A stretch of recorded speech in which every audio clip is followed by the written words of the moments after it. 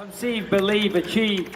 This is former UFC middleweight champion of the world, Michael Bisping. Paddy the Baddy here. You're listening to Combat Sports UK. And you're watching Combat Sports UK. Chris Simpson, Combat Sports UK, heavy winner James Dixon, and I guess we finally got the answer to the question, who wins in a fight, a gorilla or a giraffe? You best be over the moon with that one, mate. Oh, without a doubt. I mean, don't get me wrong, I've got a bit of foot and mouth disease because his foot went straight into my face within about 2 seconds. But to be fair, like, look, we've been thinking about this giraffe gorilla engagement for quite a while. I anticipated his length was going to be the biggest problem, you know, swinging his neck and all that. But again, a gorilla can lift 10 times its body weight. You know what I mean? I ain't doing bicep curls for no reason. I'm here ready to lift that giraffe. You know, bench press them off, you know, start to twist them up. That's what I did. Definitely. Was the game plan always to come out in that first round and see what happened in the grappling exchanges and get him to the mat?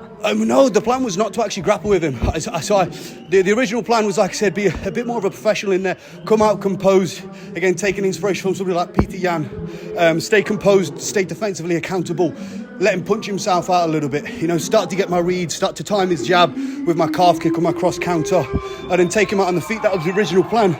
But like I said, in the cage, he tried to try and fly and triangle me. Did not anticipate this, and that was probably a critical error on his part. I've got quite a good base and good awareness. I took my time in this fight. When I fought the Frenchie, I got a little bit overzealous, trying to elbow his nose off. But yeah, I was a little bit more composed and managed to keep a little bit of energy because I knew round two as well I'd really come in my own. Definitely. And I saw you start to land those leg kicks that we talked about a couple of weeks ago. Did you notice that those leg kicks were taking their toll straight away? Oh yeah, I mean, look, if you look at my legs in comparison to his, like we knew who was going to win that leg kick battle. And again, because his knees are about up to my chest, it's just all calf, you know what I mean? He's just all calf. It was pretty hard for me to miss that calf. And yeah, it was starting to knock him out of stance pretty swiftly. And man, you need your legs to do anything, you know what I mean? That's why unfortunately you don't see any cripples fighting in the cage, because they physically can't, you know. So I started to cripple him in that second round. And yeah, it was only going to go one way from there. And then last of all, mate, quite high emotions at the end there. Can you just talk us through some of those emotions you felt when you felt the tap and the referee pull you off? Yeah, so truly, it sounds ridiculous. Again, I'm a black belt in jiu-jitsu. I'm very proud of this. You know, I've got a successful academy I run with some other coaches at my gym, and we all under Braulio, you know, who's obviously one of the greatest jiu-jitsu players of all time. But I've never visualised submitting somebody in the cage. I never have. I've never wanted to, you know. But he was sort of just giving me that Kimura, and I'd be a little bit stupid to turn it down, but I did want to punch him in his face a little bit more.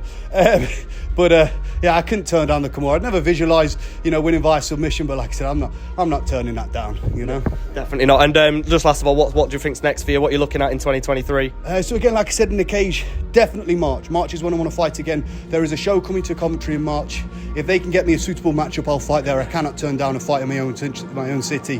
That being said, if the matchup isn't fun for me, again, like I said, these fights have got to want to get me training properly, get me not eating, you know, burgers and pizzas, you know. Five Guys, give me a sponsorship. Jesus Christ. You know, I'm trying to get a mortgage together, and I'm buying, you know, 3 double cheeseburgers every week, you know, large fries. This is expensive, man. But I'm like a crackhead, you know. I don't drink, I don't smoke, but I'm there snorting up these burgers. What's going on? So Five Guys, come on, help a man out. That being said, like I said, the opponent's got to be tough. They've got to be tough to make me not want to eat that Five Guys. So yeah, if the show in March in Coventry cannot provide me with that opponent, then I'll be on golden ticket again. I know these guys, you know, they've got great connections out there, an incredible show. They're, you know, yeah, I can't fault them. You know, somebody will get me a tough opponent that will help me rise through the ranks.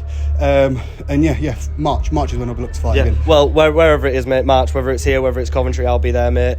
You're a fantastic representative of the sport, James, and thank you very much for taking the time to talk to me. Thank you, James.